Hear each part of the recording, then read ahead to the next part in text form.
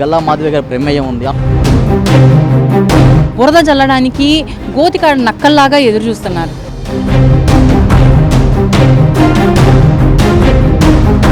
ఇస్తే రేపొద్దున ఇలాంటివి జరగవా?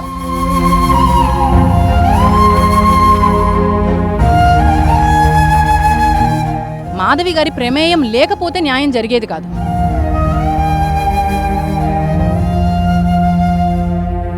గుంటూరు జిల్లా కృష్ణబాబు కాలనీలో ఇటీవల జరిగిన ఏదైతే శ్రీ వ్యవస్థ గురించి మనతో మాట్లాడటానికి టీడీపీ పార్లమెంట్ ప్రధాన కార్యదర్శి గంటా మౌలిక గారు మనతో ఉన్నారు. ఆమె తెలుసుకుందాం. మేడం చెప్పండి, శ్రీ వ్యవస్థ జరిగి ఇప్పటికి 15వ తారీఖు జరిగింది. ఇప్పటికి వాళ్ళకి శిక్ష అయితే వేసేశారు, వాళ్ళు సస్పెండ్ చేశారు. కానీ వైసీపీ వాళ్ళు పదే ఎందుకు మళ్ళీ ఆమెను పరామర్శించడం కానీ, వాళ్ళ దగ్గరికి వెళ్ళి అన్యాయం జరిగింది, గల్లా మాధవి గారి ప్రమేయం ఉంది, ఆమె సెటిల్మెంట్ చేశారు, ఇటువంటి ఆరోపణలన్నీ వస్తున్నాయి. వీటికి మీరేమంటారు?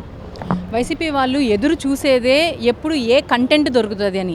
ఎందుకంటే ఇప్పుడు మనకి యూట్యూబర్స్ కానీ ఇన్స్టాగ్రామర్స్ కానీ మనకి కంటెంట్ కోసం ఎదురు చూస్తారు చూసారా, అలాగా ఏ కంటెంట్ దొరికిద్దా దాన్ని ఏ రకంగా వాడుకొని మనకి నచ్చినట్టు మన స్వలాభం కోసం దాన్ని డైవర్ట్ చేద్దామా, దాని మీద మొత్తం అన్ని మసాలాలన్నీ రట్టించి దాన్ని వాళ్ళకి అనుగుణంగా ఎలాగ మార్చుకుందామా అని ఎదురు చూడడానికి ముందుండే ఒక బ్యాచ్ ఉంటుంది చూసారా, ఆ బ్యాచ్లో టాప్లో నెంబర్ 1 ఉండేది వైసీపీ శ్రేణులు. ఎందుకంటే ఇప్పటి వరకు ఎప్పుడు ఎక్కడ ఏ దాడి జరిగిద్దా, ఏ శవం దొరికిద్దా, ఎవరు కుట్రలు చేస్తారా అని ఎదురు చూసి వాళ్ళని పరామర్శించడానికి క్యూలు కట్టారు. ఇప్పుడు ఈ మధ్యలో దగ్గరలో ఏం శవం దొరకలేదనుకుంటా.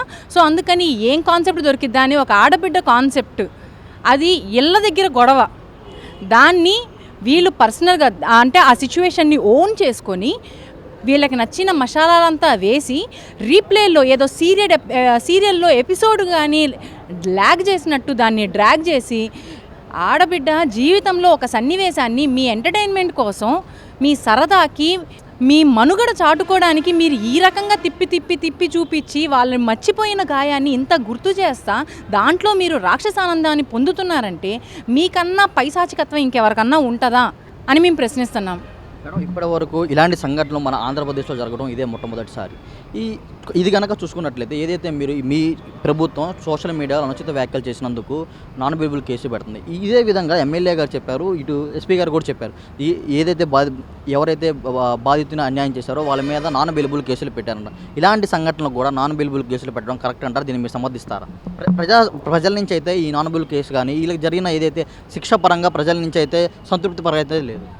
ఎందుకంటే ఏదైనా తప్పు మొదలైనప్పుడే దాన్ని మొదట్లో తుంచడానికి గట్టి ప్రయత్నం చేయకపోతే ఇదే మొదలవుతుంది.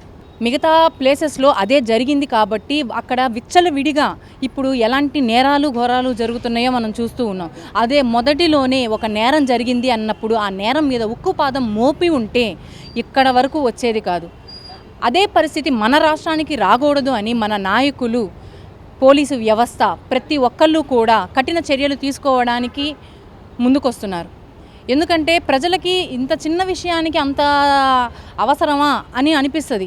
కానీ ఇప్పుడు ఇది చిన్న విషయం, ఇదే 10 మందికి జరిగితే, ఇదే రోజు జరిగితే, ఇదే ప్రతి నిమిషానికి ఒక్కటి జరిగితే, ఇప్పుడు కేవలం ఒక సన్నివేశంతో ఆగింది, తర్వాత అదే కాలువలో కుక్కి మనిషి చనిపోతే అప్పుడు కూడా ఇదే మాట అంటారండి? లేదు కదా. ఇటువంటి చర్యలు ఇప్పుడు ఏదైతే తీసుకున్న నాన్ బెయిలబుల్ చర్యలు, దీన్ని మీరు సమర్థిస్తారా? ఎందుకు అంటే నాన్ బెయిలబుల్ కేసులు పెట్టారంటే ఏదో తర్వాత ఇప్పుడు కూడా బెయిల్ దొరికింది, అది కాదు కదా. శిక్ష అనేది ఇటువంటి సంఘటనలకి మీరు ఇలాంటి శిక్షలు ఇస్తే రేపొద్దున ఇలాంటివి జరగవా? ఎందుకు మీరు కఠిన చర్యలు తీసుకోలేదంటే ఏం చెప్తారు? దేనికైనా సమగ్ర విచారణ అనేది జరగాల్సి ఉంటుందండి. ఎందుకంటే ఇప్పుడు బురద జల్లడానికి గోతికాడ నక్కల్లాగా ఎదురు చూస్తున్నారు. ఇప్పుడు వెంటనే మన శిక్ష అమలు పరిచినా కూడా దీంట్లో కూడా లూప్ హోల్స్ వెతికి ప్రభుత్వం మీద బురద జల్లడానికి కొంతమంది నక్కల్లాగా ఎదురు చూస్తున్నారు. అలాంటి వాళ్ళందరికీ కూడా ప్రభుత్వం మీద బురద జల్లే అవకాశం ఇవ్వకుండా ఉండాలంటే క్షుణ్ణంగా పరిశీలన అనేది జరగాలి. ప్రతి ఒక్కటి కూడా క్షుణ్ణంగా పరిశీలించి ప్రజలందరికీ తెలియజేసి అప్పుడు ప్రజలందరికీ తెలియజేస్తూ న్యాయం జరిగితేనే అది సమగ్ర న్యాయం అవుతుంది. ముందు మనం న్యాయం చేయాలి అని చెప్పేసి శిక్ష అమలు పరిచి ఆ తర్వాత వీళ్ళు కావాలని ఇది కాదు అది కాదు అని ఇప్పుడు ఎలాగైతే డిఫరెంట్ వాయిస్లు వైసీపీ నేతలు సృష్టిస్తున్నారో, మ్యానిపులేట్ చేయడానికి ట్రై చేస్తున్నారో, వాళ్ళ మెయిన్ నిజాంతో సంబంధం లేదు, ప్రజలని మ్యానిపులేట్ చేయాలి. వాళ్ళు ఏదైతే అనుకుంటున్నారో దాంట్లో వాళ్ళు సక్సెస్ అవ్వకుండా ఉండాలి అంటే సమగ్ర విచారణ చేసి న్యాయం జరిగితే మాత్రమే అది జరుగుతుంది. ఏదైతే ఈ చర్యల మీద అంబటి రాంబాబు గారు అన్నారు గల్లా మాధవి ప్రమేయం ఉందంటున్నారు. గల్లా మాధవి గారు అంబటి రాంబాబు మీద పరువు నష్ట దావా వేస్తా అన్నారు. అని ఆమె ఎదుర్కోవడానికి అంబటి రాంబాబు గారు పరువు నష్ట దావా వేసిన ఎదుర్కోవడానికి సిద్ధంగా ఉన్నారని చెప్పి చెప్తున్నారు. సిద్ధంగా ఉంటే సిద్ధంగా ఉండమనండి. ఎందుకంటే మాధవి గారి ప్రమేయం లేకపోతే న్యాయం జరిగేది కాదు. మాధవి గారి ప్రమేయం లేకపోతే వెంటనే ఎవరెవరైతే ఇన్వాల్వ్ అయ్యారో వాళ్ళందరినీ కూడా నాన్ బెయిలబుల్ సెక్షన్స్ వేసి లోపల కూర్చోబెట్టేవాళ్ళు కాదు.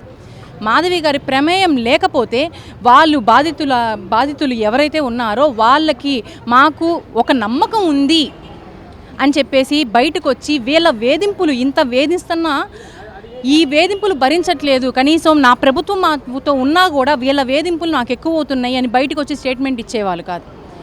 వెనక మాధవి గారు నేనున్నాను, మాధవి గారి ప్రమేయం ఉండి నేనున్నానమ్మా మీకు అని మాధవి గారి వెనక బలం ఉంది కాబట్టే న్యాయం అనేది జరుగుతుంది కూడా. అంబటి రాంబాబు వ్యాఖ్యలకు మీరేమంటారు? అంబటి రాంబాబు గారు ముందు చీలికలు తేవడానికి ఏ అవకాశం దొరికిద్దా అని ఎదురు చూస్తూ ఉన్నారు. పోయినసారి ఏమీ లేకుండా ఫ్లెక్సీ ముందుకు వెళ్ళి వీరంగం చేశారు. ఆ వీరంగం చేసి దానికి స్టేషన్కి వెళ్ళి మళ్ళీ అక్కడ తొడగొట్టి ఛాలెంజ్లు చేశారు. అది అయిపోయిన తర్వాత ఇంటికి వచ్చి అన్ని రోజులు సైలెంట్గా ఉండి ఎప్పుడైతే మాధవి గారికి పాలిట్ బ్యూరో మెంబర్ అని అనౌన్స్మెంట్ ఇచ్చారో ఆ రోజు మళ్ళీ ఆ తర్వాత రోజే వెళ్ళి దీక్ష చేశారు. సో అంబటి రాంబాబు గారికి కావాల్సింది ఒక అంశం, అది ఏదైనా కానివ్వండి.